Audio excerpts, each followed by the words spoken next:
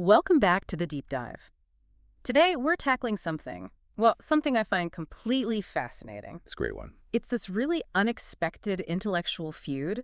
You have the philosopher Ludwig Wittgenstein, one of the architects of modern thought, A giant. and he had this intense, almost visceral dislike for William Shakespeare. It's so grappling, isn't it? Yeah. You've got, on one hand, the greatest writer in the English language, and on the other, one of the most important thinkers on language. And they just collide. They collide violently. And our sources show this wasn't just, oh, I don't like his style. It was something much, much deeper, a clash of philosophical temperament. And what's so wild is that his whole critique, it's not some big essay. No, not at all. It's just, a few notes? Yeah, a couple of brief moments in his notebooks, a handful of pages, that's it. But they are so revealing. They're like a shortcut into his whole anxiety about the world. Exactly. So our mission here isn't to ask if Shakespeare, holds up to 20th century philosophy. That's absurd. The real question is how these two giants responded to the same threat. Right. The chaos of being, the problem of skepticism, the fact that tragedy happens. Okay, let's unpack this. So the absolute core of the problem, he really sums it up in a remark from 1950. The very simple one. He just says, the reason I cannot understand Shakespeare is that I want to find symmetry in all this asymmetry. And that one sentence tells you everything you need to know about Wittgenstein. His whole approach to the world, to art, to philosophy, it was this relentless demand for structure, for order. For a formal design. Yes. And then he looks at the huge, sprawling, messy human drama in Shakespeare, and all he sees is a failure of form. It's just chaos. And he really puts a sharp point on it with this metaphor he uses. He says Shakespeare's plays seem as though his pieces are, as it were, enormous sketches, not paintings. Sketches. I love that. Like they were just dashed off. Look, complete. Too wild, right? Exactly. The work of someone who, and this is his phrase, could permit himself anything. And that is the complete opposite of the careful, precise, boundary-drawing philosophy that Wittgenstein spent his whole life building. So it's not just that he dislikes it. It feels like he's actually disturbed by it. Deeply disturbed, yeah. And we should be clear, he isn't presenting this as some kind of formal literary review. It's more like a gut feeling, an intellectual repulsion. Right.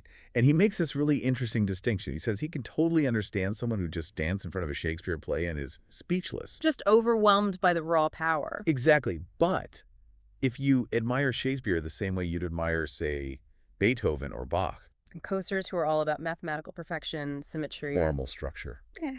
Then, he says, you seem to him to misunderstand Shakespeare.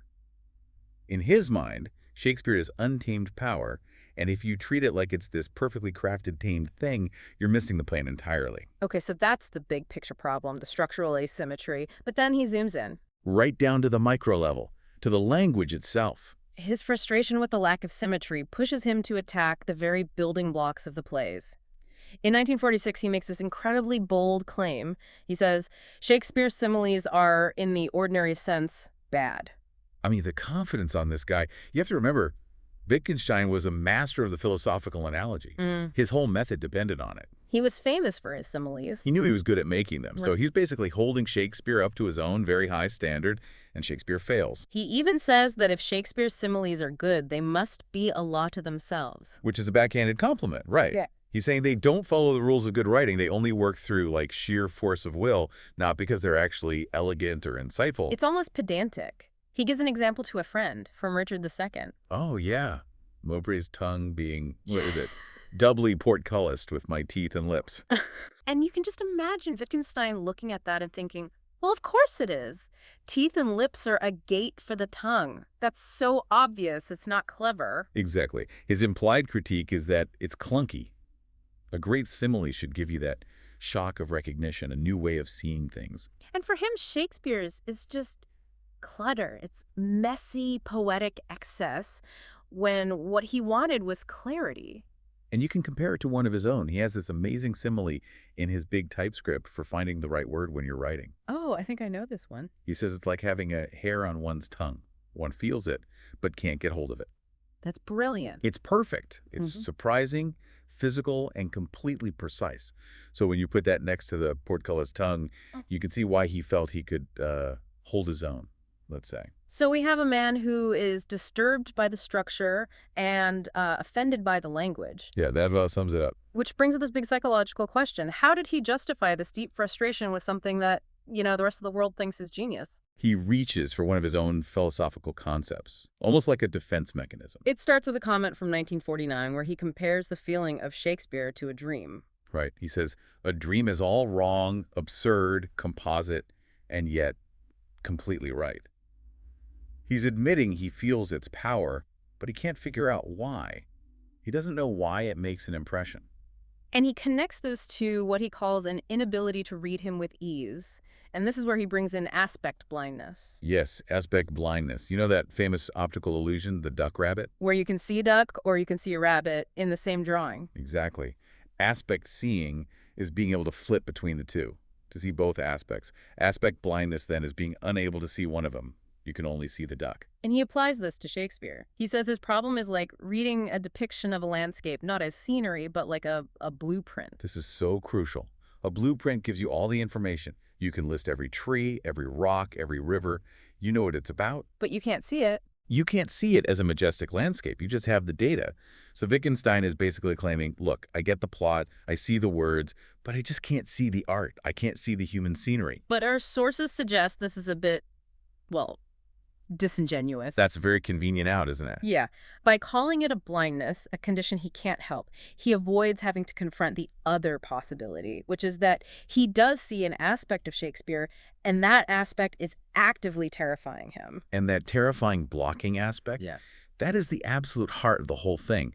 It's Shakespeare's relationship with skepticism, with human tragedy. Okay, so when we think of skepticism, we usually think of it as this abstract philosophical problem. Like, how do I know the external world is real? Right, an intellectual puzzle. Mm-hmm. But the scholar Stanley Cavell frames it in a way that's much more human.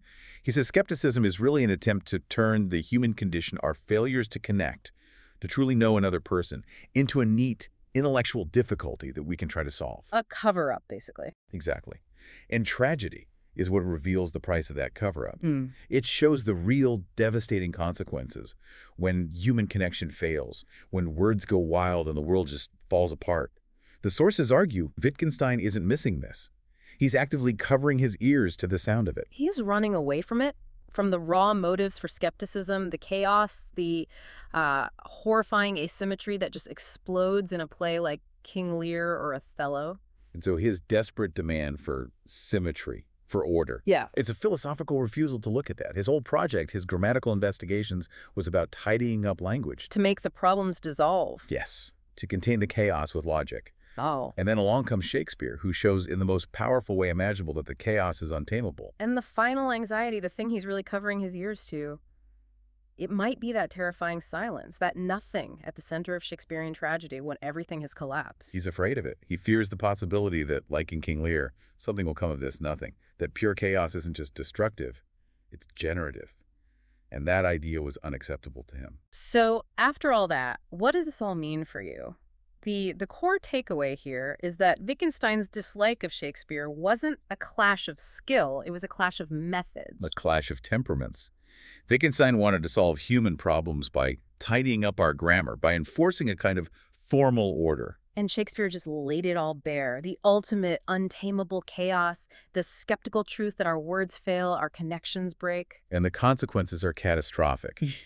Wittgenstein wasn't misunderstanding Shakespeare's genius with language. He was running away from the terrifying truth that genius was revealing, a truth his own philosophy, his own tools just couldn't handle. It's just the ultimate irony, isn't it? The man who spent his life teaching us about the limits of language couldn't stand the artist who showed us what those limits actually feel like. It really is. Which leaves us, and you, with a final provocative thought. Does Wittgenstein's obsession with formal design, with symmetry in art and language, does it actually betray his own profound anxiety about the messiness and unpredictability of other people?